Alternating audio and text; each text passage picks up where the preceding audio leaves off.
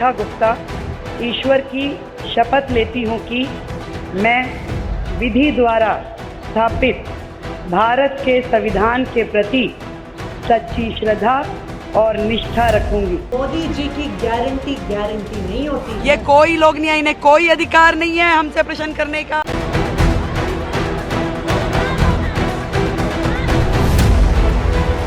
जय हिंद दोस्तों, ये पब्लिक है, ये सब जानती है, समझती है। और ये गुमराह कब होती है? जब अनाज, दवा, कपड़े, शिक्षा, मेडिकल से भरी सुविधाएं की बजाय अगर प्रति माह अगर कुछ पैसे महिलाओं को देने की बात आए तो ये महिला, ये पब्लिक कुछ ज्यादा ही भरोसा करती हैं और जो मूलभूत सुविधाएं हैं वो मिले, कम मिले, ज्यादा मिले, न मिले, ये बात अलग मायने रखती है इस समाज के लिए। लेकिन जो पैसों का, जब राष्ट्रीय पार्टियां हों, रीजनल पार्टियां हों, जब कहती हैं कि प्रत्येक महीने 1000 हो, 2100 हो, 2500 हो, 8500 रुपए हो, तो ये बहुत बड़ा एक मुद्दा बन जाता है चुनाव जीतने के लिए। और इसका फायदा पार्टियों को मिला भी है। आप जानते हैं कि 2024 के लोकसभा चुनाव में ये एक बहुत बड़ा मुद्दा था। 8500 रुपए खटाखट देने वाली थी इंडी गठबंधन की। पूरे राष्ट्रीय दल जीत और रीजनल दल जो भी थे, सारे लोगों का वादा था कि 8500 रुपए प्रति माह महिलाओं को देंगे। और इसके एवज में इंडी गठबंधन को बहुत सारी सीटों पर लाभ मिला और उनकी सीटों की संख्या लोकसभा चुनाव में बढ़ी भी। ठीक उसी तरह का दिल्ली के विधानसभा चुनाव में 2100 का वादा आम आदमी पार्टी करती है और फिर उसके बाद 2500 रुपए महिलाओं को देने का वादा भारतीय जनता पार्टी करती है। महिलाओं को 2500 रुपए देने का जो स्वरूप होगा वो कैबिनेट में पास होगा, वादा किया गया है और इसमें मोदी की गारंटी भी लगी है। तो एक छवि, जो विपक्ष लगातार मोदी की गारंटी को झूठा कहता आया है और भारतीय जनता पार्टी मोदी की गारंटी पर वोट बटोरते आई है, सीटें जीतती आई हैं, चुनाव जीतते आई है। तो अब देखना यह है कि जो प्रमुख मुद्दा था ये 2500 रुपए महिलाओं को देने का, ये कब से होता है। बाकी जो वहां की विकास की मूलभूत सुविधाएं हैं, यमुना नदी को साफ करने का और वहां पर यमुना रिवर फ्रंट बनाने का और गड्ढा मुक्त सड़कें, बिजली 24 घंटे, और जो पहले आयुष्मान हेल्थ कार्ड वहां लागू नहीं था उसको लागू करना, वहां के स्वास्थ्य, एजुकेशन, नल जल और बिजली, ये जितने भी मूलभूत सुविधाएं हैं इनको तेजी से आगे बढ़ाना, ये वहां के बीजेपी सरकार की पहली प्राथमिकता होगी। अब एलजी भी इसमें सपोर्ट करने वाले हैं, अब वो पीछे तो नहीं हटेंगे। और इसका आपने उदाहरण भी देखा, रिजल्ट आने के बाद ही आपने देखा होगा कि वहां पर आधुनिक मशीनें यमुना जी में जाकर के गंदगियां साफ कर रही थी। बहुत सारे ऐसे वीडियो वायरल हैं जिससे कि विपक्षियों में बौखलाहट है। भारतीय जनता पार्टी की जो रेखा गुप्ता जी वहां की सीएम बनी हैं, उनके पुराने कुछ ऐसे ट्वीट्स हैं, वीडियो फुटेज हैं जिसमें वो गुस्से से लाल होकर के माइक तोड़ देती हैं, मंच पर हंगामा कर देती हैं।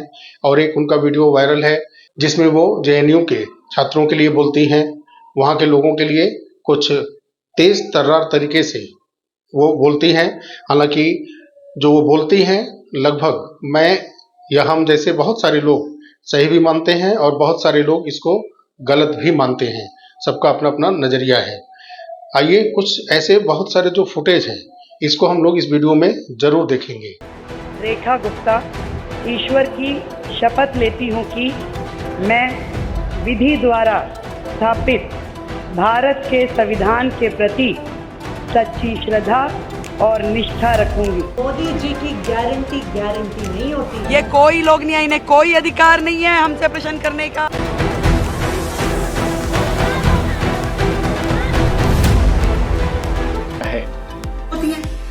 फ्री का खाते हैं वहाँ पे 10 रुपए, मात्र 10 रुपए महीने की फीस में वो लोग वहाँ पे हॉस्टल में रहते हैं, वर्षों पड़े रहते हैं। पीएचडी के नाम पे 50-50 साल के वो आदमी वहाँ पे रह करके कि हम स्टूडेंट हैं और वहाँ पे रह रहे हैं, वो फ्री बिजली पानी इस्तेमाल करते हैं।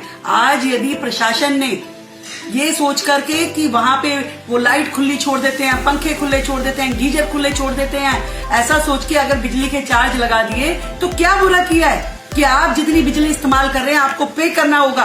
आप जो भी हॉस्टल का नुकसान कर रहे हैं वो आपको पे करना होगा। 10 रुपए में क्या होता है? 10 रुपए आप चलते चलते किसी भिखारी को भीख भी दो तो वो मना कर देता है कि 10 रुपए नहीं लूंगा, और ऐसे में आप पूरे महीने हॉस्टल का कमरा इस्तेमाल कर रहे हैं 10 रुपए।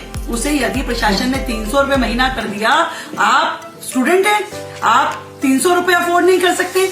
एक तरफ आप लाख रुपए का मोबाइल जेब में डाल के चलते हैं, 3000 रुपए की जीन्स पहनते हैं, 2000 रुपए की टी शर्ट पहनते हैं, दारू पीते हैं, सिगरेट पीते हैं, जूते पहनते हैं 8-8 हजार रुपए के। 300 रुपए अफोर्ड करने में दिक्कत है, उसके लिए संसद पे जाके प्रदर्शन करते हो, संसद का समय खराब करते हो, लोगों को मिसगाइड करते हो, देशद्रोही काम करते हो।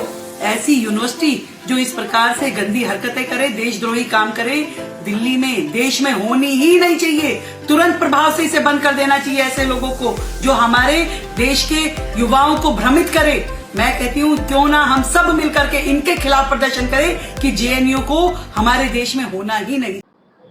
पहले से भी लोग उनको जानते हैं, एमसीडी में भी लोगों ने उनको देखा है, जगह जगह पर लोगों ने देखा है। अब हमको लगता है कि मुख्यमंत्री का पद एक बड़ा जिम्मेदार पद है, कम से कम उस जिम्मेदार और गरिमामय पद का गरिमा जरूर रखेंगे। रेखा जी को मैंने बधाई शुभकामनाएं दी हैं। सफर उनका जो है वो आसान नहीं रहेगा, चुनौतियों भरा रहेगा, क्योंकि दिल्ली के मुख्यमंत्री मदन लाल खुराना जी कद्दावर नेता ने नहीं कार्यकाल पूरा कर पाए। फिर साप सिंह वर्मा जी आए मुख्यमंत्री बीजेपी से, वो भी कार्यकाल नहीं पूरा कर पाए। फिर सुषमा स्वराज जी लाई गई, तो 5 साल में 3 मुख्यमंत्रियों को लाया गया और कद्दावर नेता थे। सफर आसान नहीं रहा, तो उससे बड़ी चुनौतियां रेखा के सामने रहेंगी, लेकिन हम उनको शुभकामनाएं दे रहे हैं। लेकिन ध्यान रखें, वो शीला दीक्षित जी से सत्ता इसलिए गई थी कि निर्भया हुआ था। आज वो महिला मुख्यमंत्री है, उन्हें Z+ सुरक्षा मिल चुकी है, वो सुरक्षित है, पर देखना होगा कि दिल्ली की बेटियां सुरक्षित है या नहीं। ये जो फुटेज आप लोगों ने देखा, इससे तो ये लगता है कि रेखा गुप्ता जी के जो रफ्तार है वो काफी तेज रहने वाली है, चाहे वो विपक्ष को जवाब देने हो, चाहे जनता के लिए काम करना हो, विकास की जो मूलभूत सुविधाएं हैं उनको चरितार्थ करना हो, यमुना नदी की साफ सफाई हो, और जो सीवर की गंदगियां, ऐसे फैक्ट्री की गंदगियां उसमें जाती हैं, उसके लिए प्लांट बैठाना, उसको साफ करना, ये सब चीजें वो भी तेज तर्रार तरीके से करेंगी। आशा करते हैं कि दिल्ली में जो विकास के कार्य रुके पड़े थे उसको बहुत तेजी से रेखा गुप्ता जी लेकर के आगे जाएंगी और दिल्ली का तेजी से विकास होगा। साथियों, मिलते हैं अगले वीडियो में, तब तक के लिए नमस्कार, जय हिंद, जय भारत, वंदे मातरम।